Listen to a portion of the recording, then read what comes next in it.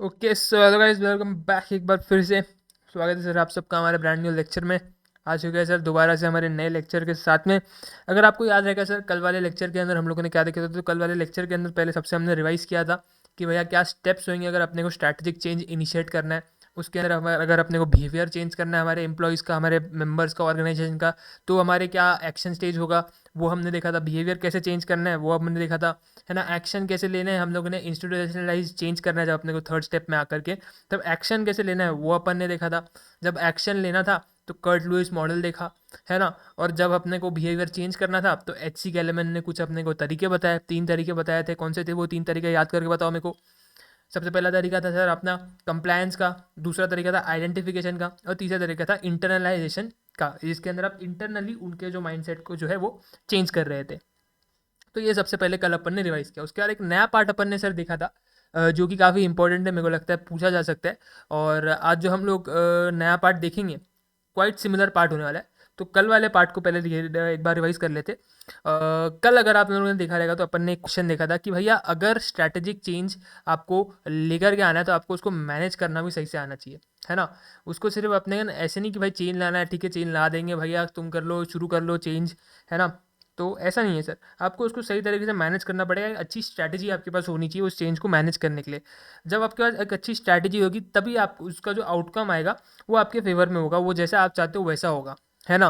तो यहाँ पर आपकी एक स्ट्रैटेजी होना, चेंज मैनेजमेंट स्ट्रैटेजी होना बहुत ज़्यादा इंपॉर्टेंट थी। हमने देखा कर कि 5 बेस्ट प्रैक्टिसेस हम आपको बताते हैं। ये 5 बेस्ट प्रैक्टिसेस आपको मदद करेगी आपके चेंज को मैनेज करने में। लेकिन किधर? Small and medium size business के अंदर सर। ये जो small and medium size business है ना, ये हमारे लिए इंपॉर्टेंट रहेगा। कल वाले लेक्चर के अंदर शायद मैंने आपको ये चीज़ कह दी थी कि अगर small and medium size business नहीं है तो भी यही आंसर लिखना है। देखा जाए तो समवट वो बात सही भी थी। और आज जो अपन पार्ट देखने वाले हैं, है ना, मैं उधर भी ये पार्ट बताऊंगा। बट थोड़ा सा वर्ड्स की ट्विस्ट एंड टर्न अपने को करना पड़ेगा। अगर क्वेश्चन में ये बताया, क्वेश्चन में ये लिखा गया है कि 5 बेस्ट प्रैक्टिसेस बताओ चेंज को मैनेज करने के लिए, आगे ये नहीं लिखा है small and medium size business, तो आपका समवॉट आंसर, ये जो अभी अपन देखे थे कल अपन ने, समवॉट आंसर यही रहेगा। बट थोड़ा सा उसके अंदर वर्डिंग्स बदल जाएंगे, वो आज अपन देखेंगे। लेकिन जब क्वेश्चन के अंदर ये लिखा हुआ है कि 5 बेस्ट प्रैक्टिसेस बताओ चेंज को मैनेज करने के लिए small and medium size businesses के लिए, तो आपको ये वाला आंसर लिखना है। ये अपन ने कल के लेक्चर में देखा था, आज इसको क्विकली रिवाइज करेंगे। सबसे पहला आप क्या करोगे, आप जो है टॉप पे रहोगे। You will have to make sure that your company stage on top, आपका ऑर्गेनाइजेशन टॉप पे रहे, है ना, फर्स्ट पोजीशन पे चले, सबसे आगे चले, मार्केट में लीड करे, टॉप पे रहे। ये मेंटालिटी के साथ काम करना है आपने, तभी आप चेंज को अच्छे से मैनेज कर पाओगे, है ना। उसके बाद सर आपने क्या करना है सर, उसके बाद मैं जस्ट हेड पॉइंट्स आपको रिकॉल करवा रहा हूँ। इसके अंदर डिटेल में अगर आपको जाना है तो पिछला लेक्चर देखो, अपन डिटेल में सारी चीज़ें देख के आए। जस्ट रिवीजन करना है, ज़्यादा टाइम उसमें जाए ना, तो सिर्फ हेड पॉइंट्स आपको बता रहा हूँ। जो बोल रहा हूँ उससे बस रिकॉल करने की कोशिश करो, देखो याद आ रहा है कि नहीं कल जो अपन ने पढ़ा है ना। अपन रट नहीं रहे चीज़ों को, आपने अपने हैंड रिटन नोट्स बनाए रहेंगे, उससे भी आपको चीज़ों को रिवाइज करना, रिकॉल करते रहना, वो माइंड में फिक्स बैठ जाएगा। जब क्वेश्चन आएगा आप अच्छे से उसको लिख दोगे। इंश्योर दैट, दूसरा पॉइंट बता रहा हूँ मैं आपको, ensure that the change is both necessary and desired. हमने ये देखा था करके, आपका जो चेंज है ना वो ज़रूरी भी होना चाहिए, नेसेसरी भी होना चाहिए, वो उसकी ज़रूरत होनी चाहिए, और डिजायर्ड भी होना चाहिए, यानी कि आपकी विलिंगनेस होनी चाहिए, है ना। You should be willing to change, है ना। ऐसा ऐसा है कि भाई ये दिख रहा है प्रॉब्लम है, कुछ गलत दिक्कतें आ रही है, जिसकी वजह से अपने को चीज़ें जो अपने ऑर्गेनाइजेशन के अंदर जैसे अपन काम कर रहे हैं वो काम करने के तरीकों को बदलना पड़ेगा। पता है हमको प्रॉब्लम है, लेकिन हम चाह नहीं रहे बदलना, है ना। तो ऐसा नहीं होना चाहिए, प्रॉब्लम भी होना चाहिए और आपकी इच्छा भी होनी चाहिए कि आप चेंज करो उस प्रॉब्लम को, उस प्रॉब्लम के लिए सोल्यूशन ढूंढो, है ना। जो भी प्रॉब्लम कल्चर आपको दिख रहा है, आपके प्रेजेंट कल्चर के अंदर आपको जो भी प्रॉब्लम दिख रही है, उसको चेंज करने की चाह भी आपके अंदर होनी चाहिए। You should be willing also, है ना। तो नेसेसरी भी होनी चाहिए, ज़रूरत भी होनी चाहिए। ऐसे नहीं बस मेरा मन कर रहा है तो मैं चेंज कर रहा हूँ, ऐसा नहीं होना चाहिए। नेसेसरी होनी चाहिए, नीड होनी चाहिए। कोई दिक्कत देखो आपके कल्चर के अंदर कुछ दिक्कत आ रही रहेगी, उसको आइडेंटिफाई करो, उसके बाद ही आप जो है यहाँ पे देखोगे कि आपकी कितने विलिंग हो आप उस चेंज को करने के लिए, and then you take your decision and respectively आप जो है आगे बढ़ सकते हो सर। तीसरा पार्ट, अपने को जो है डिस्ट्रप्शन को कम करना है। अपने को कोशिश करनी है डिस्ट्रप्शन कम से कम हो। डिस्ट्रप्शन कम से कम कैसे रखेंगे, एम्प्लॉय के साथ कम्युनिकेट करो, बात करो उसके साथ, उसको एडवांस में प्रिपेयर करके रखो कि भैया देख चेंज करने वाले हैं हम लोग, है ना। एम्प्लॉय की प्रॉब्लम मैंने आपको पहले से बता के रखी है। एम्प्लॉय की प्रॉब्लम बड़ी सिंपल सी है भाई, उसको चेंज जमता नहीं है, उसको चेंज जमता नहीं है, उसको बिल्कुल भी ऐसे, उसको एकदम शांति भरी लाइफ चाहिए, चेंज से है ना काफ़ी चीज़ें उथल-पुथल होती है, उसको वो चीज़ें नहीं चाहिए। वो बोल रहा है करके मैं आ रहा हूँ अपनी घिसाने मराने इधर 9 टू 5 का जॉब कर रहा हूँ मैं यहाँ पे, मेरे को कोई इंटरेस्ट नहीं है, मेरी मजबूरी है, मेरे को पैसा कमाना है तो मैं 9 टू 5 का जॉब लेके बैठ गया हूँ और आ रहा हूँ, है ना? तो उसको चेंज-वेंज नहीं करना, वो मजबूरी में वहाँ पे आके बैठा हुआ है ना? उसने अपने वहाँ पे ग्रुप बना लिए है 4-5 लोग, वो काफ़ी टाइम से एक डिपार्टमेंट के अंदर काम कर रहा है, उसने 4-5-10 लोग अपने पहचान के वहाँ पे बना लिए है, वो काफ़ी रिलैक्स फील करता है, उनके साथ चिल फील करता है ना? अभी आप चेंज करोगे, आप डिपार्टमेंट्स बदलोगे, उसका जो ग्रुप है वो टूट जाएगा, तो उसको और भी ज़्यादा वो चीज़ जो है खाएगी, उसको और भी वो चीज़ जो है अफ़ेक्ट करेगी, है ना? तो इसके लिए उसको एडवांस में प्रिपेयर करके रखो। भैया देख आखिरी कुछ दिन है इनके साथ बिता ले, उसके बाद तेरे डिपार्टमेंट हम लोग करने वाले चेंज, है ना? तुम लोग की शफलिंग होने वाली है, कुछ लोगों के जॉब भी जा सकते हैं, कुछ लोग के नहीं जाएँगे, लेकिन डिपार्टमेंट चेंज हो जाएँगे, तो उसके लिए आपको अच्छे से चेंज के लिए प्रिपेयर करके रखना पड़ेगा। आप पूरा कल्चर, आप पूरा स्ट्रक्चर बदल रहे हो आपकी ऑर्गेनाइजेशन का, है ना? तो आपको उसको प्रिपेयर करना पड़ेगा, इसलिए एडवांस में 1-2 महीने पहले उसको बता के रखो। आपकी मीटिंग तो लंबे समय से चल रही होगी सीनियर लेवल मैनेजमेंट की, तो सीनियर लेवल मैनेजमेंट का ये काम है कि वो अपने ऑर्गेनाइजेशन के अंदर जितने भी मेंबर्स हैं उनको बता दे कि भैया चेंज बहुत जल्दी आने वाला है, तो आप लोग उस हिसाब से अपने आप को प्रिपेयर कर लें, है ना? डिस्ट्रप्शन आपको कोशिश करनी है कि कम से कम हो। क्या आपके सॉरी, क्या आपके पास ऐसे तरीके हैं जिन तरीकों को यूज़ करके आप डिस्ट्रप्शन को कम से कम रख सकते हो? तो उसके हमने आपको कुछ तरीके बताए, कुछ रास्ते बताए जिससे आप डिस्ट्रप्शन को कम से कम रख सकते हो। सबसे पहला, अपना जैसे ही आपका तय हो जाए कि भैया अपने को चेंज लेकर के आना है, तुरंत अपने मेंबर्स के साथ कम्युनिकेट कर लो, ताकि कोई भी दिक्कत वहाँ पे आए ना, है ना? तुरंत उसके साथ जो है अपने साथ, अपने जो मेंबर्स के साथ है उनके साथ जाके क्या कर लो, कम्युनिकेट कर लो। दूसरा, अपने जो स्टाफ वगैरह है उनको प्रॉपर नॉलेज दो, टूल्स वगैरह दो। आप टेक्नोलॉजी नहीं लेकर के आ रहे हो, बैंक का एग्जांपल लिया था कल वाले लेक्चर के अंदर अपन ने कि बैंक्स ने सीबीएस करके core banking system, core banking solution करके जो है वो चीज़ अपने यहाँ एक बिज़नेस के अंदर सॉफ्टवेयर इंट्रोड्यूस किया, जिसकी मदद से, वो टेक्नोलॉजी की मदद से पूरा उनका जो काम है वो डिजिटलाइज़ हो गया, सारा कुछ काम ऑटोमेट हो गया, है ना? तो वहाँ पर जो है आपके जो लोग हैं उनको कंप्यूटर पे आप काम करवाने वाले हो। पहले वो फिज़िकली मैनुअली सारा काम कर रहे थे, अब आप उनको कंप्यूटर पे सारा काम करवाने वाले हो, तो उनको थोड़ी-सी नॉलेज रहेगी। काफ़ी सीनियर मेंबर्स भी होते हैं जो आपके ऑर्गेनाइजेशन के अंदर काम कर रहे हैं, जो कि इतने वेल वर्स्ड नहीं होते टेक्नोलॉजी के साथ, तो उनको नॉलेज रहेगी, उनको टूल्स लगेंगे, है ना? तो वो नॉलेज, वो टूल्स आप उनको दो, ताकि वो जो है सीख सके काम को, कैसे कंप्यूटर पे उन्हें अपना काम करना है, कैसे कंप्यूटर ऑपरेट करना है, वो सीख सके और आगे उसके अकॉर्डिंगली वो काम कर सके। तो प्रॉपर नॉलेज दो, टूल्स दो उनको, तो डिस्ट्रप्शन इससे कम होगा। वो जॉब वगैरह छोड़ के नहीं जाएँगे, आपके पास ही रहेंगे, काम सीखेंगे और आगे काम करेंगे। एनवायरनमेंट बनाओ, एक अच्छा एनवायरनमेंट बनाओ जिससे जो है आपका जो चेंज है वो लोग अडैप्ट करें, है ना? वो उनको कोई दिक्कत ना आए चेंज को अडैप्ट करने में। एक अच्छा ऐसा एनवायरनमेंट बनाओ जहाँ पे वो लोग एक्सेप्ट करें उस चेंज को और उसके अकॉर्डिंगली आगे काम करें।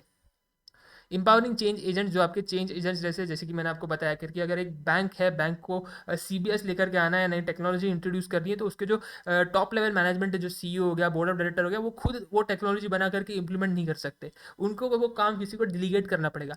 जिस इंसान को वो काम डिलीगेट करेंगे, जिस इंसान को वो ड्यूटी देंगे, जो आउटसोर्स करेंगे काम की, भैया तू आ, ये कंप्यूटर वगैरह हमारे यहाँ पे सेटअप कर, प्रॉपर सिस्टम बना, सॉफ्टवेयर बना, टेक्नोलॉजी इंट्रोड्यूस करवा, वो लोगों का नाम होता है चेंज एजेंट्स। तो ये चेंज एजेंट्स को आपको जो है पावर देनी पड़ेगी कि भैया तुम आओ, तुम भी हमारे लोगों को समझाओ कि हम लोग क्या चेंज कर रहे हैं, उनको ब्रीफिंग दो, उसको अच्छे से डिटेल में बताओ कि भैया इधर इधर हम लोग चेंजेस ला रहे हैं, उनको तैयार करो।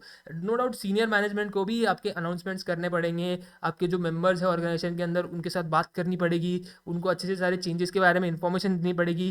पर उसके साथ साथ जो चेंज एजेंट्स हैं उनके पास और भी ज़्यादा डिटेल में इंफॉर्मेशन रहेगी, तो वो चेंज एजेंट्स ने भी चेंज रिगार्डिंग सारी इंफॉर्मेशन अपने जो बाकी मेंबर्स है आपके ऑर्गेनाइजेशन के अंदर उनको जो है देनी चाहिए।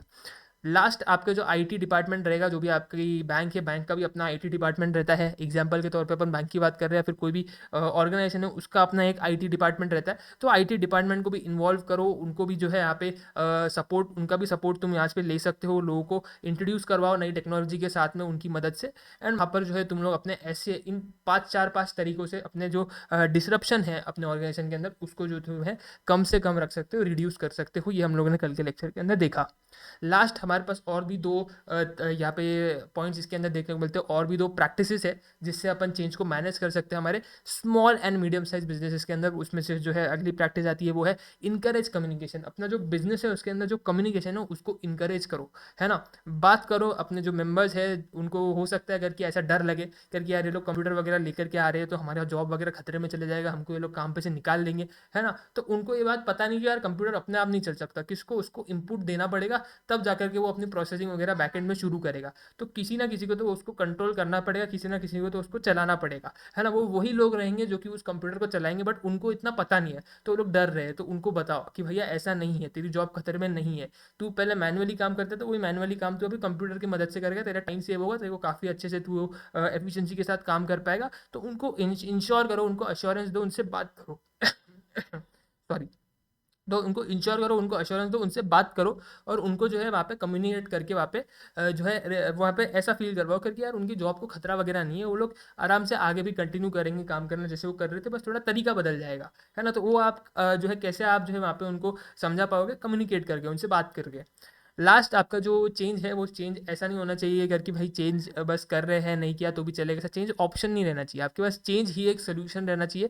चेंज रिकग्नाइज आपको करना है, change is the norm not the exception. आपके लिए कोई वो एक्सेप्शन नहीं है, आपके लिए change is only the way जिससे आप जो है चीज़ों को ठीक कर सकते हो, आपके कल्चर को अच्छा कर सकते हो, जो भी आपकी प्रॉब्लम्स आ रही है उनको आप सॉर्ट आउट कर सकते हो। तो यहाँ पर आपको जो है ये बात जो है ध्यान में रखनी पड़ेगी सर। तो ये वाला इंपॉर्टेंट क्वेश्चन कल वाले लेक्चर के अंदर अपन ने जो है देखा, आई होप आपको जो है ये अच्छे से दिमाग में बैठा होगा। और ये याद रखना, ये जो आंसर ये हम लोग कभी लिखेंगे जब आपके क्वेश्चन के अंदर ना ये वर्ड लिखा हुआ है, ये जो लाइन है ना, small and medium size businesses, ये जब तक वर्ड लिखा नहीं है ना आपके क्वेश्चन के अंदर, तब तक आपने ये वाला आंसर नहीं लिखना चाहिए, है ना।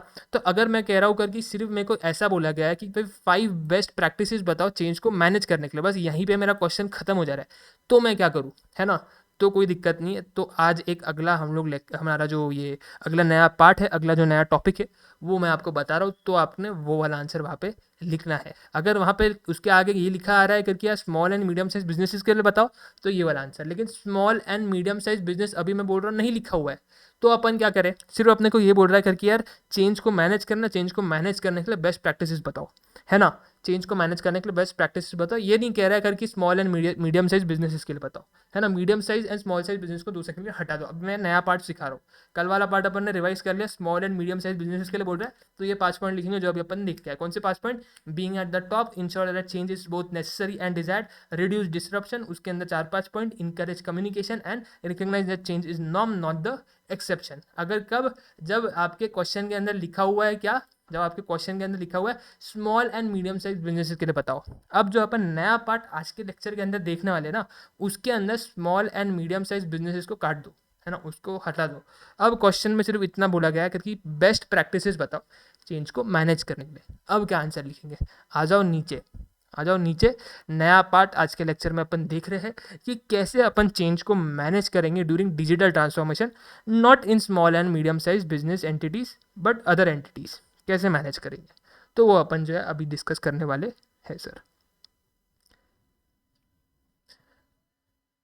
एनी ऑर्गेनाइजेशन में find that the work of digital transformation challenging and overwhelming. काफ़ी चैलेंजिंग टास्क होता है, आसान टास्क नहीं होता है, आपको जो है यहाँ पे काफ़ी चैलेंजिंग होता है ये आपके लिए। To ensure that the digital transition is effective, change management is essential. अगर आपको चाहिए कि आपका जो यहाँ पे जो ट्रांसफॉर्मेशन है वो अच्छे तरीके से हो, तो आपको आपका चेंज मैनेजमेंट जो है यहाँ पे अच्छा रखना पड़ेगा, इफेक्टिव रखना पड़ेगा, उसको अच्छे से आपको मैनेज करना पड़ेगा। Here are some pointers for navigating change during the digital transformation. क्या आपके पॉइंटर्स यहाँ पे कुछ है जिससे आप जो आपके डिजिटल ट्रांसफॉर्मेशन को जो बेसिकली पैरामीटर्स, जो क्वेश्चन अभी मैंने आपको ऊपर बताया ना कि भाई हटा दो उसको, small and medium size business को हटा दो, सिर्फ इतना बोल रहा है बेस्ट प्रैक्टिस बताओ चेंज को मैनेज करने के लिए। तो आपने ये, अब जब नीचे अपन ये वाला पार्ट आंसर देखेंगे ना, समवॉट सिमिलर है, मैं लिंक करवा के दूंगा, टेंशन मत लो, बट ऊपर वाला अवॉइड करना, नीचे वाले वर्डिंग से आपने लिखने की कोशिश करनी है ना। थोड़ा सा हो सकता है आपके लिए कंफ्यूजिंग हो, बट इंस्टीट्यूट ने कुछ ऐसे तरीके से आपकी मॉड्यूल स्ट्रक्चर की हुई है, ऐसे तरीके से आपका जो यहाँ पे पार्ट स्ट्रक्चर किया हुआ है, तो अपने को वैसे तरीके से याद करना पड़ेगा, इसका कोई अपने को अल्टरनेटिव है नहीं, है ना। तो बस small and medium size business को फॉर अभी के लिए हटा दो, तुम लोग फॉर नाउ हटा दो उसको वहाँ से, और सिर्फ इतना बोल रहा है वो करके भाई मेरे को चेंज मैनेज करने के लिए कुछ बेस्ट प्रैक्टिसेस बताओ अपनी, आने के अभी अपन जो यहाँ पे देखने वाले, ठीक है। नॉर्मल बिजनेसेस के लिए, small and medium size business के अलावा, है ना, स्मॉल एंड मीडियम बिजनेस के लिए स्पेसिफिकली बोल रहा है तो ऊपर वाला पार्ट। अच्छा, अब small and medium size business के अलावा बोल रहे हैं हर की चेंज को मैनेज करने के लिए प्रैक्टिसेस बताओ, तो क्या लिखेंगे? तो ये वाला आंसर लिखेंगे। सबसे पहला point, specify the digital transformation AIIMS and objective. सबसे पहले बोल रहा है यार अपने एम्स एंड ऑब्जेक्टिव्स को जो यहाँ पे स्पेसिफाई करो। अब ऊपर देखते हैं उसने क्या बोला था।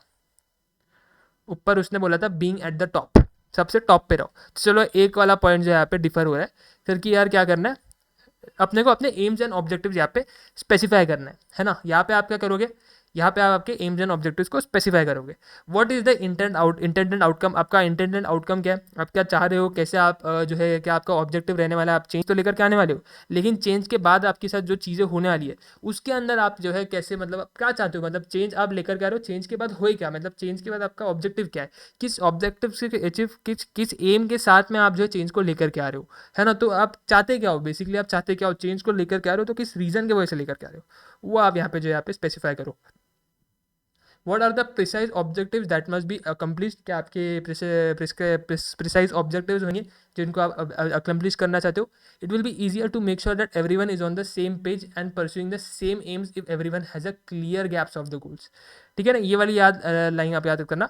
It will be easier to make sure that everyone is on the same page and pursuing the same aim. क्या होगा जब आप ऑब्जेक्टिव्स आपके बता दोगे, आपके एम बता दोगे ना, तो क्या होगा, सारे लोग सेम पेज में होंगे, है ना। सेम पेज वाली ये वाली लाइन आपने देखी, ऊपर आ जाओ अभी, क्या लिखा है उधर पकड़ो, a focus invest in United leadership that is on the same page, the companies future is reflected in the change that begins at the top.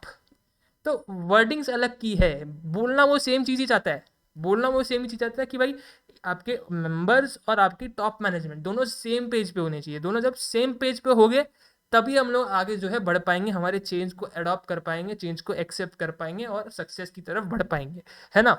उधर उसने क्या बोला, उधर बोला बीइंग एट द टॉप, है ना, टॉप पे रहो, ये तुम्हारा मोटो होना चाहिए, तुम्हारा गोल ये होना चाहिए कि तुमने टॉप पे रहना है ना। तो जब मैनेजमेंट का और उनके मेंबर्स जो बाकी जो लोग हैं, एम्प्लॉय लोग हैं, दोनों का जब आपका एम सेम होगा कि उनको टॉप पे रहना है, तो आप जो है चेंज को अच्छे से इंप्लीमेंट कर पाओगे। तो यहाँ पर भी वो लोग ये बोल रहे हैं, यहाँ पे ये बोल रहे हैं टॉप पे मत रहो, पर ऑब्जेक्टिव बता दो अपना, अपना ऑब्जेक्टिव बता दो, अपना ऑब्जेक्टिव बता दोगे तो तुम लोग सेम पेज पे रहोगे, तुम्हारा जो एम्प्लॉय और तुम्हारा जो टॉप मैनेजमेंट है वो सेम पेज पे रहेगा, है ना। सेम पेज पे रहेगा तो तुम लोग चेंज को अच्छे से अडॉप्ट कर पाओगे, चेंज को अच्छे से एक्सेप्ट कर पाओगे, तो तुम लोग अच्छे से अपना जो है सक्सेस को अचीव कर पाओगे, जो भी चेंज तुमको लेकर के आना है वो अच्छे से तुम लेकर के आ पाओगे, है ना। तो वर्डिंग्स बदल रहे हैं, मुद्दा अभी भी कहना वही चाह रहा है। तुमने देखा अभी अपन ने ऊपर का कंटेंट भी मैंने तुमको दिखाया है, ये नीचे वाला कंटेंट भी पढ़ के दिखाया है, कहना वो सेम चीज़ आता है, बस थोड़े से वर्डिंग्स उसने बदल दिए, बस थोड़े वर्डिंग्स उसने बदल दिए।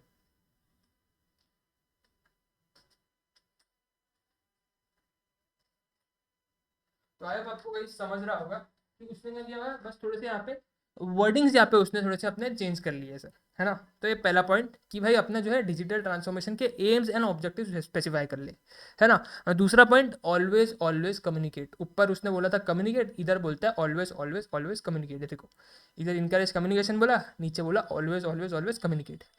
कहना तो वही चाहता है ना भाई, कहना तो वही चाहता है कि बातचीत कर भाई, कम्युनिकेट कर, उसको ये इंश्योर करवा कि भाई उसके जॉब को कोई खतरा नहीं है। माना कंप्यूटर वगैरह लेकर के आ रहे हैं, बट कंप्यूटर को चलाना तेको ही चाहिए, है ना। कंप्यूटर चलाएगा तू ही, कंप्यूटर आ रहा है, कंप्यूटर खुद से काम नहीं करेगा, तेरे को कंप्यूटर से काम कराना पड़ेगा। तो तेरा जॉब अभी भी है जैसा था वैसे ही है, बस थोड़ी सी तेरी एफिशिएंसी बढ़ जाए तो तेरा मैनुअल काम को हमने रिप्लेस कर दिया टेक्नोलॉजी के साथ में, है ना, वो उतना चेंज किया है, तेरी जॉब को कोई खतरा नहीं है।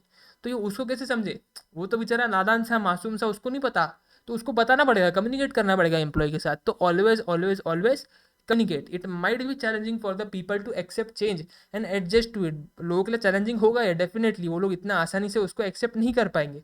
कम्युनिकेट करो, बात करो, समझाओ कि भैया करना पड़ेगा, तो भी आगे बढ़ पाएंगे, तभी एक्सपांशन हो पाएगा, तभी अपन अपना जो है अपनी जो ऑर्गेनाइजेशन और बेटर बन पाएगी, टॉप पे जा पाएगी। तो करना पड़ेगा चेंज को, उसको समझाओ, बातचीत करो उसके साथ। Ensure that you routinely and honestly discuss the ensure that you routinely and honestly discuss the objectives of digital transformation and how they will affect stakeholders including employees, clients and other parties। कैसे आपके stake holders, हम लोगों ने ये बहुत पहले chapter 3 के अंदर पढ़ा हुआ है कि स्टेक होल्डर्स सिर्फ आपके शेयर होल्डर्स नहीं रहते, आपके एम्प्लॉय भी रहते हैं, आपके क्लाइंट्स भी रहते हैं, कस्टमर्स वगैरह भी आपके रहते हैं, मैनेजमेंट भी आप पे आती है ना। तो स्टेक होल्डर्स आपके बहुत वो सारे लोग रहते हैं जो कि आपके सक्सेस को इम्पैक्ट डाल सकते हैं।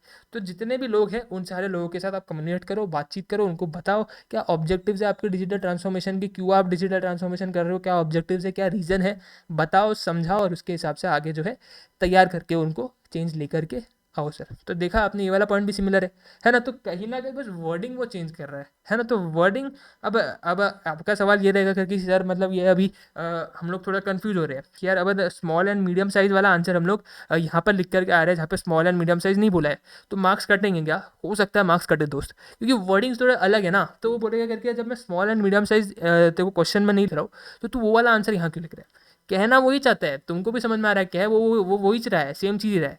बट कोशिश करो कि भाई तुमको थोड़ा यहाँ पे रटना पड़ेगा, यहाँ पे थोड़ा सा तुमको समझना पड़ेगा, क्योंकि ये दो जगह ऐसी है ना, वो दो जगह ऐसी है कि यार तुम लोग को थोड़ा समझना पड़ेगा, क्योंकि नंबर काट सकता है इंस्टीट्यूट। बोले अगर क्या, मैंने तो स्मॉल एंड मीडियम साइज नहीं बोला था ना, देखो अलग से अगर वो तुम्हारे मॉड्यूल के अंदर ये तुमको दे रहा है पार्ट, है ना, दो अलग अलग पार्ट दे रहा है थोड़ा बहुत चेंजेस करके, तो एक्सपेक्ट करेगा कि यार तुम वो मॉड्यूल अच्छे से पढ़ के आओ और उसको वही आंसर दो जो कि वो चाहता है, इसलिए वो मॉड्यूल के अंदर दो चीज़ दे रहा है ना। अगर वो अलग से मॉड्यूल के अंदर नहीं देता और तुमको एग्जाम में आता तो तुम सेम टू सेम लिख सकते थे। बट अगर तुम मॉड्यूल के अंदर वो तुमको अलग से दो चीज़ें दे रहा है और तुम सेम टू सेम लिख करके आओगे एक जगह पे, तो फिर वो थोड़ा नंबर जो है वहाँ पे तुम्हारे काटेगा। ऐसा नहीं है कि तुमको 0 मार्क दे देगा वो सीधा वहाँ पे, बट नंबर काटेगा ज़रूर, है ना। तो अपने को कोशिश करनी है कि वर्डिंग्स अपन याद करें कि भाई कहाँ कौन से वर्डिंग्स उसने यूज़ किए हुए। स्मॉल एंड मीडियम साइज़ के साथ ऊपर उन्होंने ये वाले वर्डिंग्स यूज़ किए हुए, तो आपने वहाँ पे वही लिखना चाहिए। और अगर स्मॉल एंड मीडियम साइज़ वो हटा दे रहा है ना, सिर्फ बोल रहा है बेस्ट प्रैक्टिसेस बताओ चीज़ को मैनेज करने के लिए, तो ये नीचे वाला जो अभी अपन पार्ट देख रहे हैं ये आपने लिखना चाहिए। ऐसा प्रिफरेबल है, बट एग्जाम में नहीं याद आता है तो फिर यार तुमको जो समझ में आता है तुम लिख क्या हो यार, फिर क्या कर सकते हैं, है ना, फिर तो कुछ कर नहीं सकते। बट कोशिश कर सकते हैं, एग्जाम से पहले अपन कोशिश कर सकते हैं, तो कोशिश अपन करेंगे। तो 2 पॉइंट आपके हो गए करके, सबसे पहले आप ऑब्जेक्टिव्स बता दो आपके डिजिटल ट्रांसफॉर्मेशन के, एंड दूसरा आप क्या करो, हमेशा हमेशा आप जो है आपके जो आपके स्टेक होल्डर्स है उनके साथ कम्युनिकेट करो, है ना। ये वाला एक पॉइंट अपन ने देखा। अगला आ जाते हैं सर अपन क्या करना है अपने, रेडी रहना है रेजिस्टेंस के लिए, है ना। लोग रेजिस्ट करेंगे, लोग नहीं मानेंगे, है ना। बी रेडी फॉर रेजिस्टेंस, ये वाले ये किसके साथ मैच करेगा, ये डिस्ट्रप्शन वाले पार्ट के साथ मैच करेगा, कि लोग जो है नहीं मानेंगे, कि चेंज करने के लिए तैयार नहीं होंगे, लेकिन अपन को तैयार कैसे करेंगे, 5 पॉइंट, है ना, तैयार कैसे करेंगे, 5 पॉइंट। तो यहाँ पर भी वो यही बोल रहे हैं कि लोग रेजिस्ट करेंगे, लोग आसानी से चेंज को नहीं अडॉप्ट करेंगे, वो लोग नहीं मानेंगे चेंज करने के लिए इतनी आसानी से, बट अपने को उनको मनाना पड़ेगा, है ना, अपने को उनको मनाना पड़ेगा। तो even when a change is for the better it can be challenging for the people to embrace it, है ना। भले ही आपकी वो बेटरमेंट के लिए लेके आ रहे हो चेंज, बट सामने वाले को समझने में उसको टाइम लगेगा, तो उतना टाइम आपको देना पड़ेगा, उसको समझाना पड़ेगा, एंड आपको चेंज लेकर के आना पड़ेगा। Sir have a strategy in place for dealing with an resistance that में अराइज, आपका अगर कोई रेजिस्टेंस वगैरह आता है तो आपके पास एक अच्छी स्ट्रैटेजी होनी चाहिए, ताकि आप उस रेजिस्टेंस से जो है वहाँ पे रिवर्ट कर सको, मतलब उधर आप जो है वहाँ पे लड़ सको। मतलब लड़ना नहीं है मतलब वहाँ पे आपको उसको समझाने के लिए तैयार रहना है, मतलब उतना आपको वहाँ पे क्लियर रहना है कि यार मेरे को चेंज लेकर के आना है, तो मेरे को उसको समझाना पड़ेगा। आपके एम्प्लॉय आपका जो एम्प्लॉय है, स्टेक होल्डर है, उसको आपको अच्छे से समझाना पड़ेगा उस बात को लेकर के, है ना। तो आपके 3 पॉइंट हो गए। चौथा पॉइंट आपका आ रहा है सर, इंप्लीमेंट चेंजेस ग्रेजुअली। आपके जो भी चेंजेस है ना उनको एकदम से मत इंप्लीमेंट करो, एकदम से सारे चेंजेस मत लेकर के आओ, ग्रेजुअली धीरे धीरे धीरे धीरे सारे चेंजेस आप जो है यहाँ पे लेकर के आओ। ऊपर देखते हैं कौन से कोई पॉइंट के साथ ये मैच खा रहा है कि अपना, नहीं कोई एग्जैक्टली वैसा पॉइंट नहीं है, देखते हैं कंटेंट क्या बोलता है, बट उसका बोलना ये है कि यार एक साथ सारे चेंजेस यहाँ पे मत लेकर के आओ। अगर एक साथ तुम सारे चेंजेस लेकर के आओगे तो यार फिर वो डिस्टर्ब भी हो जाएगा ना चीज़, समझ रहे हो। तो वो डिस्टर्ब वाले पॉइंट से अगेन ये चीज़ कनेक्ट हो रही है। Changes should ideally be implemented gradually rather than all at once. एक साथ सारा इम्प्लीमेंट करने से अच्छा है धीरे धीरे तुम लोग जो है थोड़ा थोड़ा इंट्रोड्यूस करवाओ उनको, थोड़ा थोड़ा इंट्रोड्यूस करो डेली बेसिस पे, जितना तुमको चाहिए थोड़ा थोड़ा चेंजेस करो। एक साथ सारे चेंजेस कर लोगे तो वो सही नहीं रहेगा तुम्हारे लिए।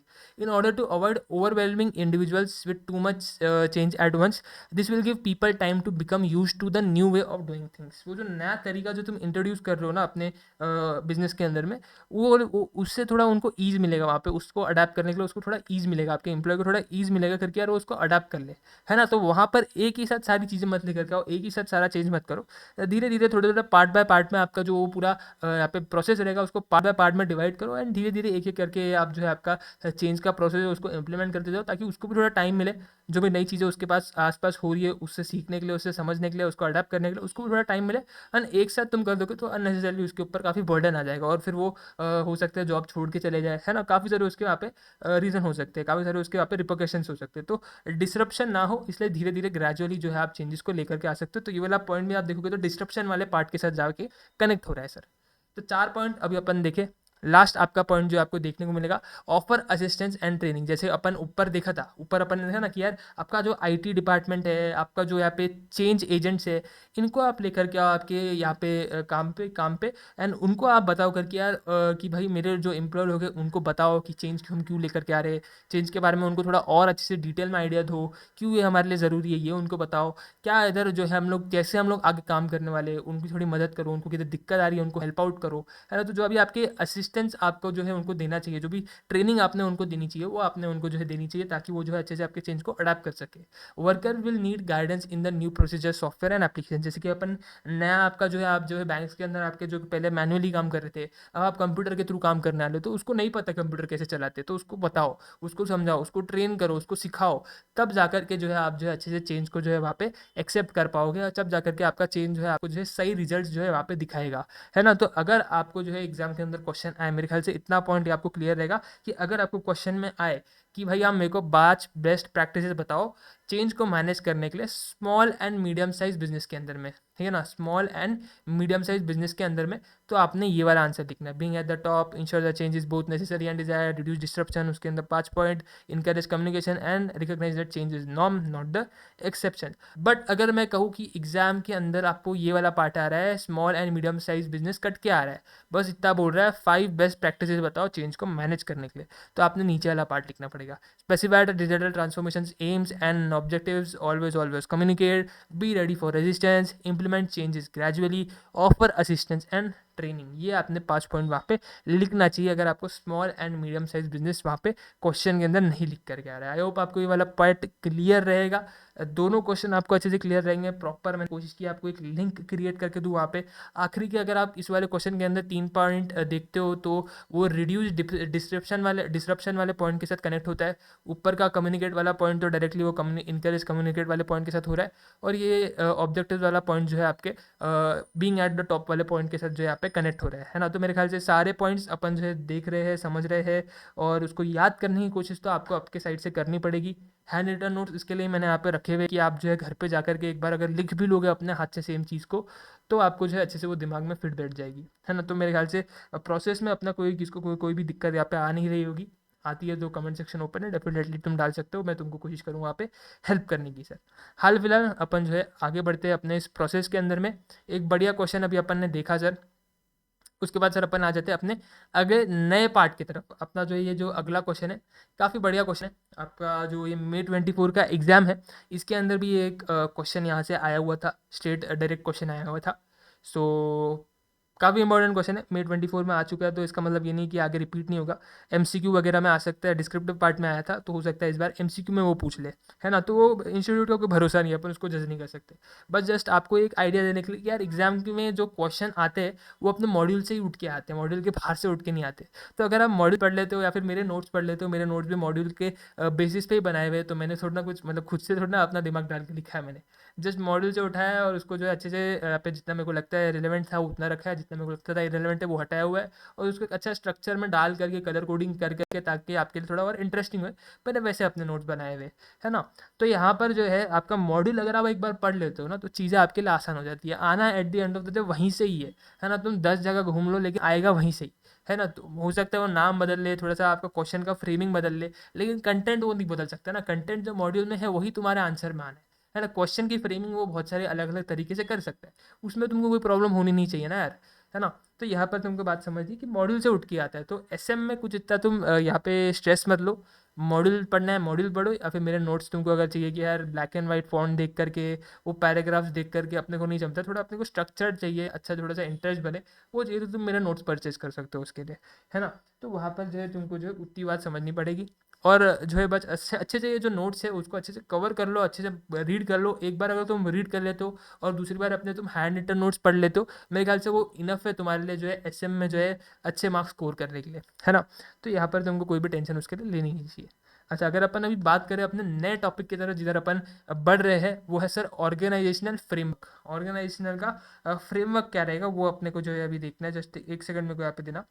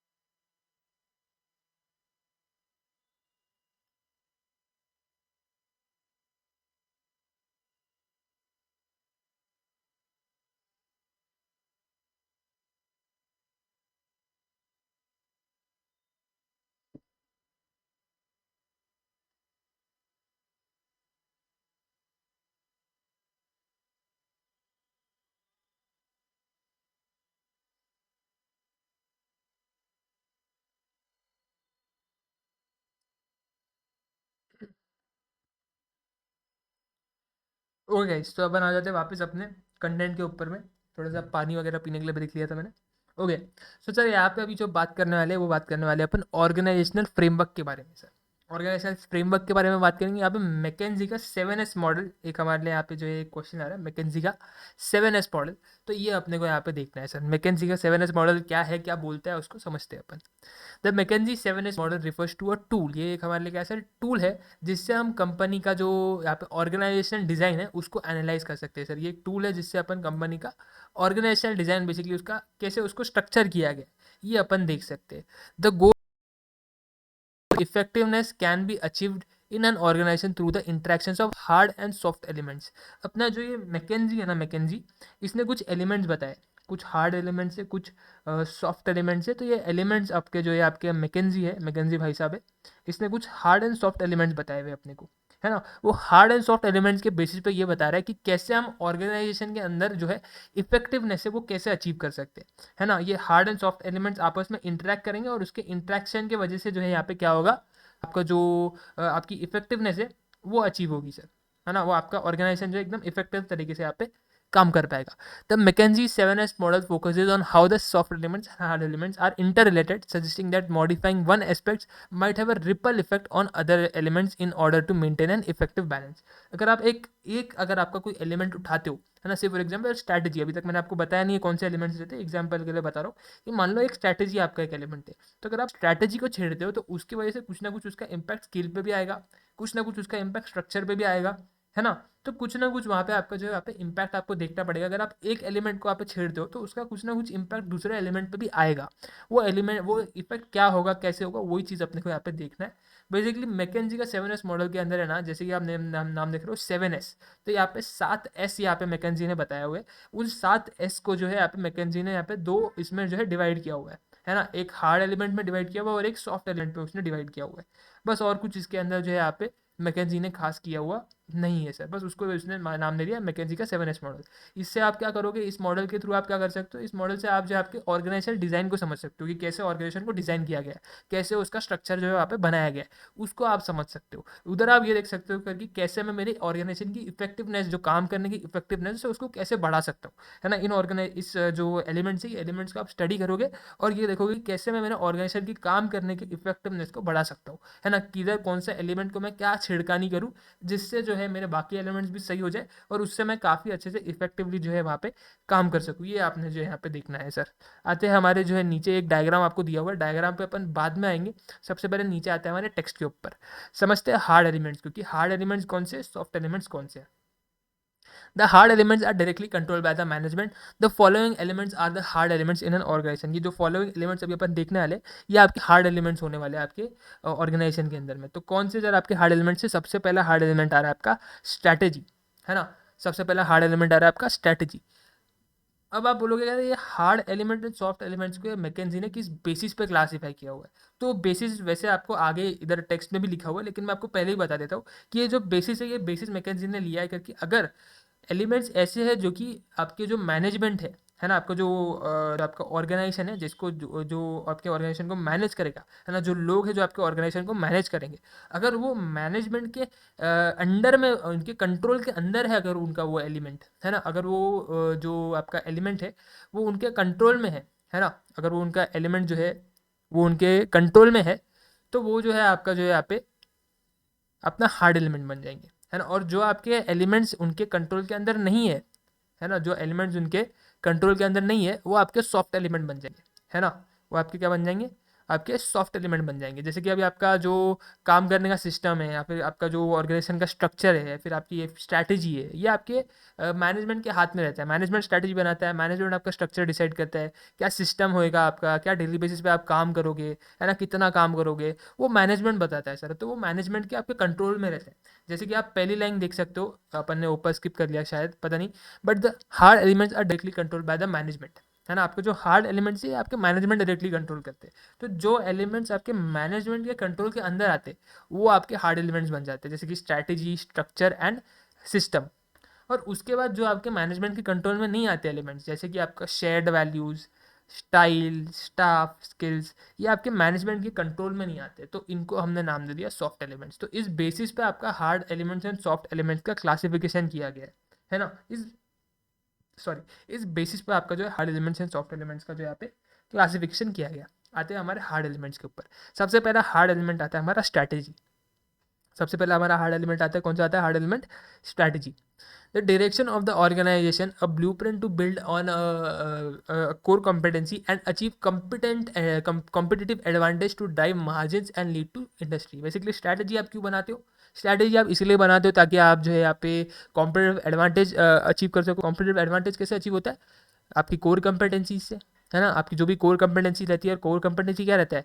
It is a sum of 5 to 15 developed area of expertise. याद आ रहेगा आपको चैप्टर 3, याद करो चैप्टर 3 तो आपको याद आएगा ये सारी चीज़ें, है ना। तो उसके अंदर अपन ने देखा था, तो उसके लिए अपने को स्ट्रैटेजी बनानी पड़ती है ना। अगर अपने को कॉम्पिटिटिव एडवांटेज चाहिए तो स्ट्रैटेजी बनानी पड़ेगी, है ना। तो स्ट्रैटेजी अपन बनाएंगे, एक अच्छी स्ट्रैटेजी बनाएंगे, तो उससे अपने को क्या मिलेगा? अपनी कोर कॉम्पिटेंसी वहाँ पे बिल्ड होगी। जैसे ही कोर कॉम्पिटेंसी बिल्ड होगा, वहाँ पे अपने को कॉम्पिटिटिव एडवांटेज मिल पाएगा। उसके बेसिस पे कई सारे फायदे मिल पाएंगे अपने को, है ना। वही उन फायदों को ही अपन कॉम्पिटिटिव एडवांटेज बोलते हैं। अपन अपने कंप्यूटर से आगे रह पाएंगे, है ना। तो स्ट्रैटेजी जो है उस तरीके से जो है वहाँ पे आपको मदद करने वाली है। तो आपको स्ट्रैटेजी पे जो है काफ़ी ज़्यादा ध्यान देना है। आपके hard element, one of the hard element आपका स्ट्रैटेजी, वहाँ पे आपको काफ़ी ध्यान देना है सर।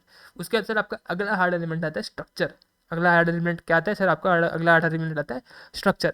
स्ट्रक्चर के अंदर क्या होता है sir? Depending on the availability of resources and degree of centralisation और डिसेंट्रलाइजेशन। आपका जो ऑर्गेनाइजेशन है वो सेंट्रलाइज तरीके से चलता है या फिर डिसेंट्रलाइज तरीके से चल रहा है। That the management desires is chooses from the available alternative of organisation structure. आपके काफ़ी आगे हम लोग जो एक पार्ट देखने वाले, पढ़ने वाले, ऑर्गेनाइजेशन स्ट्रक्चर करके, है ना। वो ऑर्गेनाइजेशन स्ट्रक्चर के पार्ट के अंदर हम लोग अलग अलग ऑर्गेनाइजेशन के स्ट्रक्चर देखेंगे।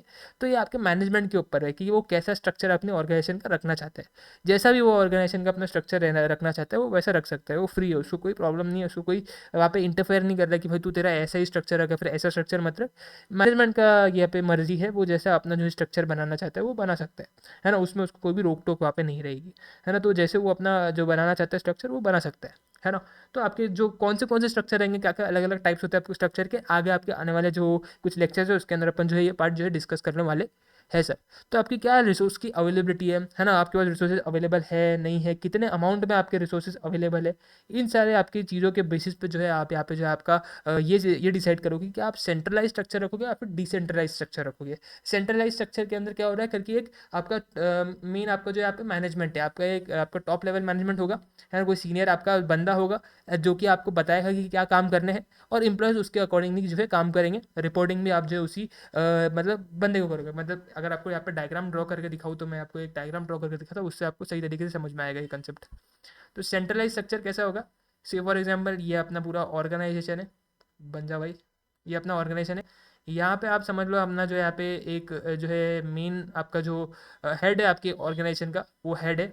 वो हेड क्या कर रहा है सर? अपने जो है बाकी जितने भी एम्प्लॉयज़ है उनको जो है यहाँ पे जो है बता रहा है कि यार तुमको कैसे काम करना है ना।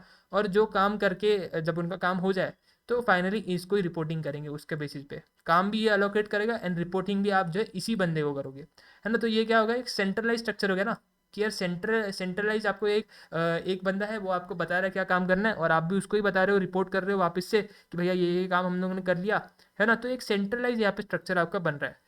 और डिसेंट्रलाइज स्ट्रक्चर क्या कि भैया आपका जो है यहाँ पे 2-3 यहाँ पे आपके बंदे हैं, आपके 2-3 यहाँ पे आपको काम बताने वाले बंदे हैं। एक बंदा ये हो गया, एक बंदा ये हो गया, एक बंदा ये हो गया। आप इसको इससे काम ले रहे हो, इसको रिपोर्टिंग कर रहे हो, इससे काम ले रहे हो, इसको रिपोर्टिंग कर रहे हो, है ना। तो आप एक प्रॉपर सेंट्रलाइज स्ट्रक्चर नहीं है, यहाँ पे एक सेंट्रलाइज स्ट्रक्चर बन रहा है कि यार एक ही बंदा है जिसको आपने जो कि आपको काम देगा और जिसको आपको जाके रिपोर्टिंग करनी है। तो एक सेंट्रलाइज स्ट्रक्चर है कि सेंटर से सारी आपको जो है चीज़ें बताई जाएगी और आपको सेंटर में आके रिपोर्टिंग करनी है। यहाँ पे क्या हो रहा है सर? यहाँ पे एक अनस्ट्रक्चर, यहाँ पे एक अच्छी तरीके से स्ट्रक्चर नहीं है, एक पूरा डिसेंट्रलाइज स्ट्रक्चर है कि भैया आपकी मर्जी है, आप जो है इससे काम ले लो, है ना। आप इसको आकर के रिपोर्टिंग कर लो, फिर आपने इससे काम ले लिया, आपने इसको जाकर के रिपोर्टिंग कर लिया। तो आप समझ पा रहे हो, एक पिक्चर आपके दिमाग में आ रही होगी, है ना। तो वो हो गया आपका एक स्ट्रक्चर। अगला आता है आपका सिस्टम्स। सिस्टम्स के अंदर क्या हो रहा है सर? सिस्टम आपका जो है अगला लास्ट आपका हार्ड एलिमेंट है। 3 ही हार्ड एलिमेंट्स है बेसिकली, टोटल 7 एस है आपके, 7 एस में से 3 आपके जो है एस आपके आते हैं हार्ड एलिमेंट के अंदर। स्ट्रैटेजी स्ट्रक्चर अपन ने देख लिया, अब आते हैं सिस्टम के ऊपर पे।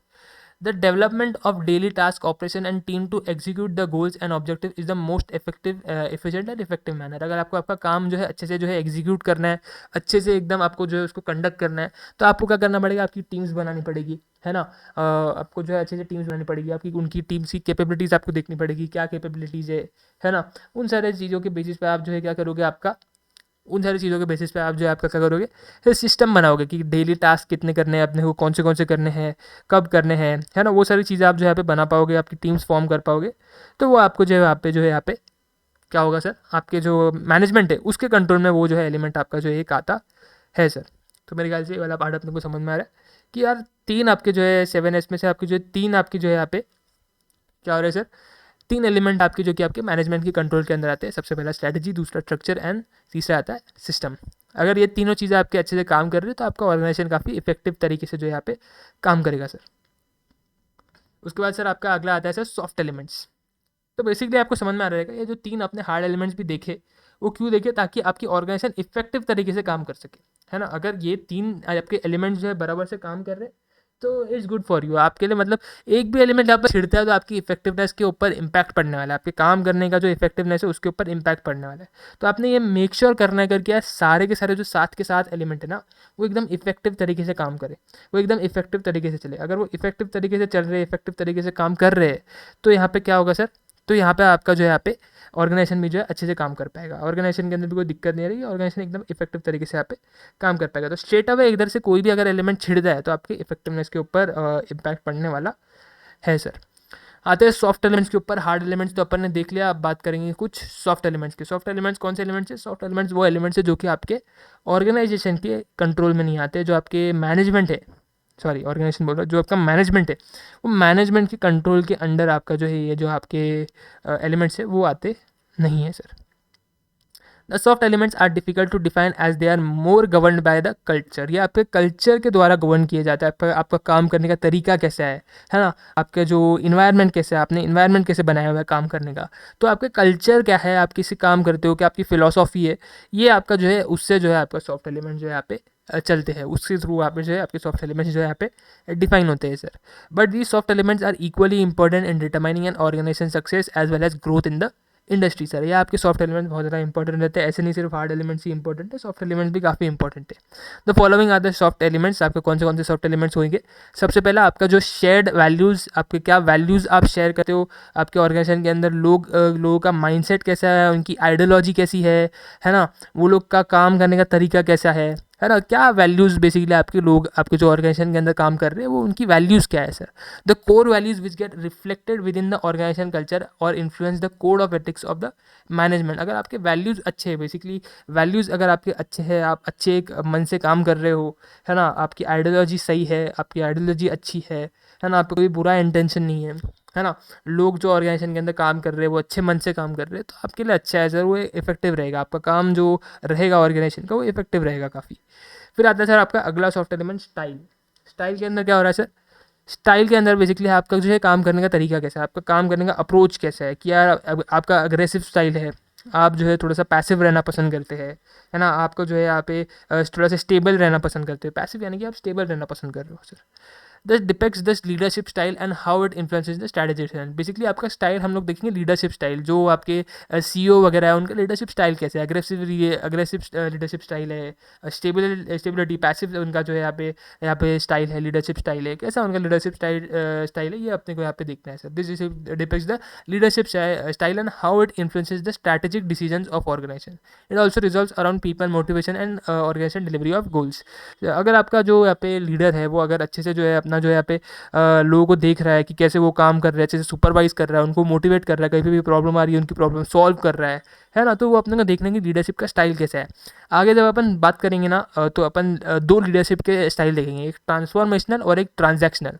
अभी के लिए आपको नहीं पता कि ये स्टाइल्स क्या होते हैं, बट जब अपन आगे जाएंगे, आगे जा करके अपना डिस्कशन होगा, आगे के लेक्चर में अपन देखने वाले लीडरशिप के अलग अलग स्टाइल देखेंगे हम लोग। एक स्टाइल होता है ट्रांजैक्शनल और दूसरा होता है ट्रांसफॉर्मेशनल। बेसिकली ये दो मेन स्टाइल होते हैं आपके लीडरशिप के, तो ये अपन आगे जा करके जो है यहाँ पे डिस्कस करने वाले हैं सर। तो आपका लीडरशिप का स्टाइल कैसा है वो भी अपने के लिए बहुत ज़्यादा इंपॉर्टेंट रहेगा, उससे भी आपका ऑर्गेनाइजेशन की इफेक्टिवनेस पे जो है अपने को जो है यहाँ पे असर पड़ते हुए जो है देखने को मिलेगा सर। अगला आपका जो यहाँ पे सॉफ्ट एलिमेंट आता है वो आता है आपका स्टाफ। स्टाफ क्या है सर? स्टाफ बेसिकली आपका टैलेंट पूल है सर। स्टाफ क्या? तो स्टाफ बेसिकली आपका टैलेंट पूल है यहाँ पे, है ना। जो भी आपके जो आपका जो यहाँ पे ऑर्गेनाइजेशन के अंदर लोग काम कर रहे हैं, है ना, उनके अंदर क्या टैलेंट है, क्या खूबियाँ है, क्या अलग वो कर सकते हैं, क्या स्किल्स उनके पास है ना। तो वो आपका जो है यहाँ पे जो है आपके टैलेंट पूल है सर। बेसिकली आपको जो है उनको जो है अच्छे से देखना है। अगर आपका स्टाफ यहाँ पे आप अच्छे से उनको ट्रीट नहीं करोगे तो वो अच्छे से काम नहीं करेगा। अगर वो अच्छे से काम नहीं करेगा तो सर आपका ऑर्गेनाइजेशन सक्सेसफुल भी नहीं बनेगा। तो स्टाफ का भी एक बहुत ज़्यादा यहाँ पे जो है इम्पैक्ट आपके ऑर्गेनाइजेशन के ऊपर जो यहाँ पे रहता है सर, है ना। उसका सर आपका अगला आता है सॉफ्ट एलिमेंट, वो आते हैं स्किल्स। अगले सॉफ्ट एलिमेंट आते हैं स्किल्स। स्किल्स के अंदर अगर आप देखते हो तो सर स्किल्स आपके कोर कंपेटेंसीज और the key skills of the employees play the vital role in defining the organisation success. ये जो टैलेंट पूल है हमारा, ये टैलेंट पूल कैरी करता है अपने वेरियस स्किल्स, है ना। ये जो टैलेंट पूल है अपना, ये टैलेंट पूल कैरी करता है वेरियस स्किल्स, और इनके स्किल्स के मदद से ही, इनको यूज़ करके, इनके स्किल्स को यूज़ करके ही हम लोग जो यहाँ पे ऑर्गेनाइजेशन को जो यहाँ पे सक्सेसफुल बना सकते हैं सर।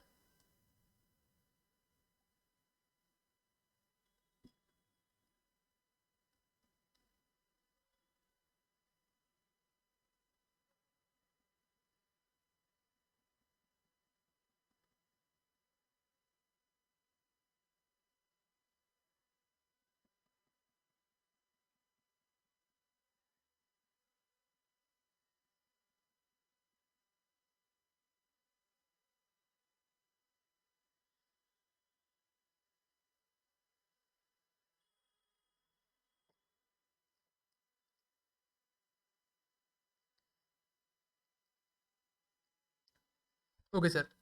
तो ये अपना सर मैकेंजी का 7S मॉडल है, जो कि किस पे ध्यान देता है कि यार ऑर्गेनाइजेशन की इफेक्टिवनेस के ऊपर ध्यान देता है कि ऑर्गेनाइजेशन एक इफेक्टिव तरीके से चले, इफेक्टिव तरीके से अपना काम करे, है ना, सही काम करे, अच्छे से काम करे, है ना। तो उसके ऊपर जो है मैकेंजी का 7S मॉडल फोकस करता है। अगर ये आपके 7 एलिमेंट्स अच्छे से काम कर रहे हैं, सातों एलिमेंट्स को आपने अच्छे से ध्यान दिया हुआ है, तो आपकी ऑर्गेनाइजेशन काफ़ी इफेक्टिव तरीके से काम करेगी और डेफिनेटली सक्सेसफुल भी जो है यहाँ पे बनते हुए अपने को देखने को मिलेगी।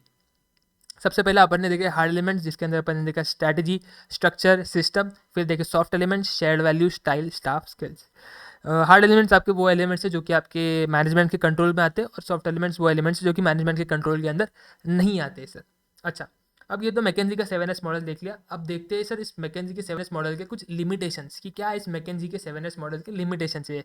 डेफिनेटली हर मॉडल के अपने कुछ लिमिटेशंस रहते हैं, मैकेंजी के 7S मॉडल के भी अपने कुछ लिमिटेशंस यहाँ पे रहेंगे। क्या है सर इसके लिमिटेशन? सबसे पहला लिमिटेशन ये है, it ignores the importance of external environment. McKinsey का जो सेवन आपका जो यहाँ पे 7S मॉडल है, ये आपके इंटरनल इन्वायरमेंट को ज़्यादा ध्यान देता है। जैसे कि अगर आप स्टाफ को देखो, इंटरनल होते हैं स्टाफ। अगर आपका इंटरनल, तो स्किल्स भी आपका इंटरनल में आ गए, क्योंकि स्टाफ के पास ही तो स्किल्स है। स्टाइल, आपका लीडरशिप स्टाइल कैसा होगा, क्या होगा, वो आपके ऊपर है। आपका जो मैनेजमेंट इंटरनल जो आपके ऑर्गेनाइजेशन के अंदर है, वही ये डिसाइड करने वाला है। शेयर्ड वैल्यूज जो आपके इंटरनली, जो आपके लोग आपके बिजनेस के अंदर काम कर रहे हैं, आपके इंप्लॉयज वगैरह, वो आपका इंटरनल इन्वायरमेंट का हिस्सा रहते हैं ना। तो शेयर्ड वैल्यूज अगेन आपका एक इंटरनल हिस्सा का। स्ट्रैटेजी इंटरनली बननी है, स्ट्रक्चर इंटरनली डिसाइड होना है, सिस्टम आपका इंटरनली आप डिसाइड करोगे। तो ये जितनी भी बातें हो रही है इंटरनल इन्वायरमेंट को लेकर के हो रही है। एक्सटर्नल इन्वायरमेंट को मैकेंजी का 7S मॉडल ध्यान नहीं देता है। तो ऐसा थोड़ा ना करके यार, अगर तुम्हारा इंटरनल इन्वायरमेंट सॉर्ट है तो तुम लोग एकदम इफेक्टिव तरीके से काम करोगे। अरे भाई, तुम्हारा सॉरी इंटरनल इन्वायरमेंट तुम्हारा सॉर्ट है तो ऐसा थोड़ा ना इसका मतलब है तुम लोग एकदम इफेक्टिव तरीके से काम करोगे। अरे एक्सटर्नल इन्वायरमेंट भी तो है, एक्सटर्नल इन्वायरमेंट भी तो तुम्हारे ऊपर इंपैक्ट डालेगा, उसका भी तो तुम्हारे इफेक्टिवनेस के ऊपर इंपैक्ट पड़ेगा। तो सिर्फ तुम इंटरनल इन्वायरमेंट के बेसिस पे कैसे तुम ये बोल सकते हो कि मैं, मेरी ऑर्गेनाइजेशन एकदम इफेक्टिव तरीके से काम कर रही है। एक्सटर्नल इन्वायरमेंट भी तो देखना पड़ेगा, लेकिन मैकेंजी का 7S मॉडल वो पूरी तरीके से इग्नोर कर रहा है ना। तो ये एक इसका लिमिटेशन है कि एक्सटर्नल इन्वायरमेंट पे मैकेंजी का 7S मॉडल जो है यहाँ पे ध्यान नहीं दे रहा है, उसको इंपॉर्टेंस नहीं दे रहा है ना। ये एक पहला इंपॉर्टेंस हो गया, ये सॉरी पहला एक लिमिटेशन हो गया।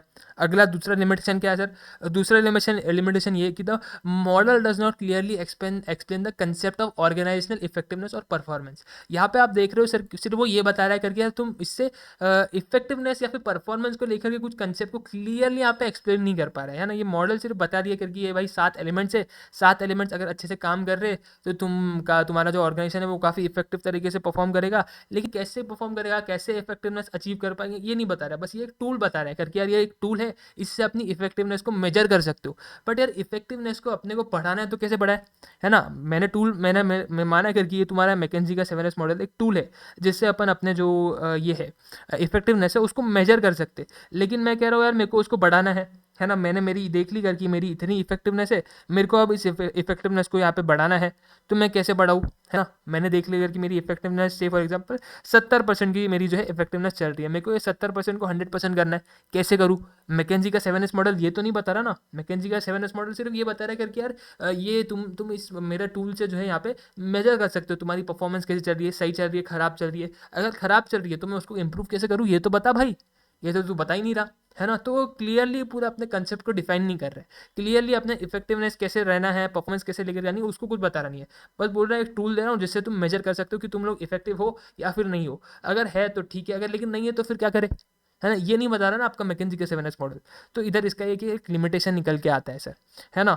अगला आपका सर लिमिटेशन क्या आता है sir, the model is considered to be more static and less flexible for decision making. आपका ये मॉडल जो है डिसीजन मेकिंग के लिए जो है यहाँ पे फ्लेक्सिबल नहीं है इतना, है ना। बस एक फिक्स्ड मॉडल है, इस मतलब 7 एलिमेंट्स आपको दे दिए, 7 एलिमेंट्स के बेसिस पे अगर आपका डिसीजन नहीं बन रहा तो क्या करे, डिसीजन ही नहीं ले क्या, है डिसीजन ही नहीं ली क्या।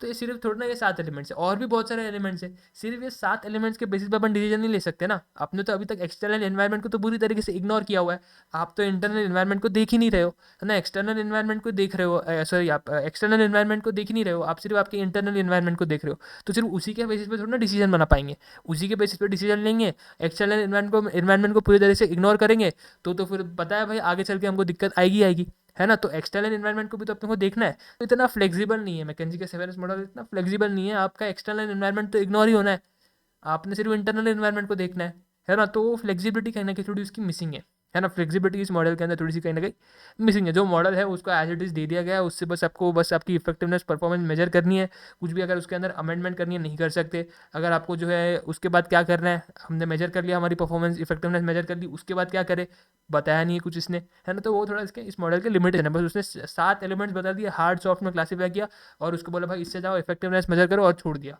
अरे उसके आगे का तो बता। तो ये इसका एक लिमिटेशन है। Last point, it is generally criticise for missing out the real gaps in the conceptualisation and execution of strategy को कैसे एग्जीक्यूट करे, है ना। थोड़े से आपके रियल गैप्स है, कुछ रियल प्रॉब्लम्स है जो कि आपके मैकेंजी का 7S मॉडल जो है यहाँ पे कवर नहीं करता है, तो ये उसका एक लिमिटेशन है। तो मेरे ख्याल से मैकेंजी का 7S मॉडल अपने को क्लियर रहेगा। ऑर्गेनाइजेशन स्ट्रक्चर अपन ने देखा जिसके अंदर मैकेंजी का 7S मॉडल आता है। आई होप आपको ये मैकेंजी का 7S मॉडल अच्छे तरीके से समझ में आया रहेगा। तो आज का जो अपना यहाँ पे लेक्चर है इसको मैं यहीं पे रोकता हूँ सर, इस लेक्चर को अपन यहीं पे रोकते हैं। आई होप आप जो है आपके हैंड रिटन नोट्स लिख रहे हो क्योंकि वो काफ़ी इंपॉर्टेंट रहने वाले, लास्ट में जब आप रिवीजन करोगे तो आपको वो काफ़ी हेल्प करेंगे सर। तो वहाँ पे आपने जो है हैंड रिटन नोट्स अच्छे से बना लेने हैं ताकि एंड में कोई भी दिक्कत आपको आए ना, है ना। एंड में आप जो है अच्छे तरीके से जो है वहाँ पे आपके जो रिवीजन को कर सको, सारी चीज़ें अच्छे से याद करके रिटेन करके रख सको अपने दिमाग में। तो अपने हाथों से कुछ लिखी हुई आपके पास चीज़ होगी तो आपके पास बढ़िया वहाँ पे जो है आपको हेल्प मिलेगी सर। बाकी आज के इस लेक्चर को यहीं पे मैं रोकता हूँ सर। आई होप आपको ये लेक्चर के अंदर मज़ा आया रहेगा। कोई भी दिक्कत है कमेंट सेक्शन में डेफिनेटली तुम डाल सकते हो। अगले लेक्चर के अंदर सर बाकी ये बातें हम लोग डिस्कस करेंगे। अगले लेक्चर में प्रोबेबली अपन ऑर्गेनाइजेशन स्ट्रक्चर के बारे में यहाँ पे बात करने वाले हैं। तो ये अपन ने मैकेंजी का 7S मॉडल के अंदर जो हार्ड एलिमेंट में एक एलिमेंट दिखा स्ट्रक्चर, उसके अंदर अपने क्या क्या अलग अलग टाइप के स्ट्रक्चर होते हैं उसके ऊपर अपने अगले लेक्चर के ऊपर चर्चा होगी। ऑर्गेनाइजेशन के अलग अलग स्ट्रक्चर कैसे आप बना सकते हो, क्या क्या स्ट्रक्चर आप रख सकते हो, वो अपन देखने वाले। तो मज़ा आएगा आपको, अलग अलग स्ट्रक्चर वहाँ पे हम लोग डिस्कस करेंगे। कल के लेक्चर से अपना वो शुरू होने वाला है। बस 5वां चैप्टर है, आखिरी चैप्टर है स्ट्रेटेजिक मैनेजमेंट का। तो मैं आपको यही बोलूँगा कि थोड़ा सा आप सीरियसनेस दिखाओ। अगर आपकी अभी भी सीरियसनेस यहाँ पे नीचे ऊपर है ना, तो उसको ट्रैक पे लेकर के आओ, अच्छे से अपने लेक्चर्स देखो, कवर करो स्ट्रैटेजिक मैनेजमेंट को। बिकॉज FM अगर मैं बताऊँ May 24 का अटेम्प्ट मैंने दिया था खुद से, पास भी होगा टेंशन मत लो। तो कुछ बता रहा हूँ तो सोच समझ के बता रहा हूँ, है ना। तो यहाँ पे May 24 का मैंने अटेम्प्ट दिया था, तो उसके अंदर मैंने देखा था FM में थोड़ा सा मेरी मतलब प्रिपरेशन नो डाउट मैंने करी थी, काफ़ी अच्छी प्रिपरेशन मैंने FM में करी थी। बट एग्जाम में पता नहीं जा कर के मेरा FM बन नहीं रहे थे मेरे से क्वेश्चन, पता नहीं क्या हो गया था मेरे को, सही में नहीं बता, मैं मतलब दिमाग मेरा काम नहीं कर रहा था FM को लेकर के, है ना। उसके अंदर जो वैरायटी उन्होंने पूछी थी मेरी देखी हुई भी थी, बट स्टिल मैं वहाँ पे जो है थोड़ा सा मिस्टेक कर रहा था। लेकिन मैंने मेरा SM का पार्ट काफ़ी अच्छे से किया हुआ था, तो मेरे को कहीं ना कहीं कॉन्फिडेंस था कि यार SM तो चलो भाई अपन ने सिक्योर कर लिया था। सबसे पहले अगर मैं मेरा बताऊँ तो मैंने SM अटेम्प्ट किया था सबसे पहले, एंड FM मैंने उसके बाद करा था। मेरे को पहले SM में काफ़ी कॉन्फिडेंस था और सुबह को ही मैं SM पढ़ के भी गया था, तो मेरे को काफ़ी फ्रेश वो दिमाग में याद भी था। तो मैंने उससे फटाफट जाके पहले अपन SM ही करेंगे, तो मैंने पहले SM किया। तो मेरे को कॉन्फिडेंस था कि मैंने अच्छे से वहाँ पे जो है कंटेंट लिखा हुआ है और जितना मैंने याद किया हुआ है मैंने उतना पूरा पेपर के अंदर लिखा हुआ है, तो मेरे को एक कॉन्फिडेंस था, है ना। तो वहाँ पर मैंने SM अच्छे से किया था। एफएम के अंदर थोड़ी मेरे को वहाँ पे नीचे ऊपर हो रही थी। अगर मैं बताऊँ, मेरे को इस पूरे सब्जेक्ट के अंदर 52 मार्क्स मिले, है ना। तो 52 के अंदर जो मेजॉरिटी रेशो, वो मेजॉरिटी परसेंटेज कंट्रीब्यूशन का मेरे ख्याल से स्ट्रैटेजिक मैनेजमेंट की तरफ से आया हुआ है ना। एफएम की तरफ से काफ़ी कम का जो है वहाँ पे परसेंटेज रहेगा कंट्रीब्यूशन का। तो वहाँ पे इसलिए मैं तुमको बता रहा हूँ, स्ट्रैटेजिक मैनेजमेंट का काफ़ी इंपॉर्टेंस है। अगर तुम्हारा पेपर नंबर 6 को तुमको पार करना है आराम से, स्ट्रैटेजिक मैनेजमेंट का सब्जेक्ट अगर तुम अच्छे से कर लेते हो ना, तो तुमको कोई भी दिक्कत नहीं है कि पेपर नंबर 6 को पास करने में, है ना। और इवन एग्जामेशन भी तुम सिक्योर कर सकते हो। अगर तुम देखो तो मेरी भी 8 मार्क्स से एग्जामेशन रही हुई है। अगर मैं एफएम के अंदर गलतियाँ ना करता, है ना, एफएम के अंदर मैंने बहुत मतलब मेरा दिमाग ही काम नहीं कर रहा था, मेरे सारे सम देखे हुए, बट स्टिल मैं मिस्टेक कर रहा हूँ। पता नहीं क्यों, मैंने उतने अच्छे से सोचा नहीं अभी तक बैठ करके क्यों मेरा मतलब एफएम बन नहीं रहा था। बट ऐसा भी नहीं मैंने तैयारी नहीं की हुई है, कम करी हुई है, मैंने तैयारी भी बहुत अच्छे से करी हुई थी, बट स्टिल मेरा दिमाग काम नहीं कर रहा है। पता नहीं मतलब कहाँ मैं खो गया, वो मेरे को पता नहीं चल रहा था। एफएम जब मैं अटेम्प्ट करने आया, बहुत टाइम ले रहा हूँ सम सॉल्व करने में। बट मेरा कहने का मतलब ये है कि यार एसएम तुम्हारी नैया संभाल सकता है, जैसे कि मेरी उसने नैया संभाली हुई 52 मैं लेकर के आया हूँ, तो एसएम के बेसिस पे ही लाया हुआ हूँ। मेजर कंट्रीब्यूशन उसका ही है, एसएम का ही है ना।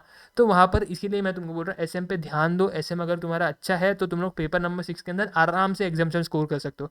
मैंने अगर थोड़ा सा वहाँ पे जो है अपना अवेयरनेस दिखाया रहता है एफएम में, मैंने थोड़ा भी और अच्छे से जो है पेपर को एफएम का अटेम्प्ट किया रहता, तो आज मेरे को गारंटीड भाई एग्जामेशन भी वहाँ पे होती, सिर्फ 8 मार्क्स से एग्जामेशन रही हुई है ना। तो इसके लिए मैं बोल रहा हूँ एसएम अच्छे से कर लो। अगर तुम्हारा एसएम अच्छे से हो जाता है तो एफएम में भी तुमको कोई दिक्कत नहीं आएगी, तुम लोग ओवरऑल जो है उसको जो है वहाँ पे खींच लोगे, मेरे को पता है ना। एग्जामेशन भी आराम से आ सकती है तुम्हारी। एफएम में भी तुमने बस थोड़ा अच्छे से ध्यान देना है, एसएम एकदम अच्छे से कर लो। एफएम थोड़ा बहुत 19-20 भी होता है तो भी तुमको एग्जामेशन आ जाएगी, बिकॉज एसएम उतनी कैपेबिलिटी रखता है तुमको एग्जामेशन दिलवाने की। और फिर तुम अपने मस्त सीवी में डाल सकते हो। वैसे खैर कोई इतना देखता नहीं है कि तुम्हारे सीवी में तुमको एग्जामेशन मिला है, फिर कुछ इतना तुमको मैटर नहीं करता। बट फिर भी अपने लिए एक सेटिस्फेक्शन रहता है कि यार ये देख भाई, भाई ने भाई अचीवमेंट कुछ तो लाई है, एग्जामेशन भी लाई है ना। मेरे को एक भी एग्जामेशन नहीं मिले मेरे इंटर के इसमें।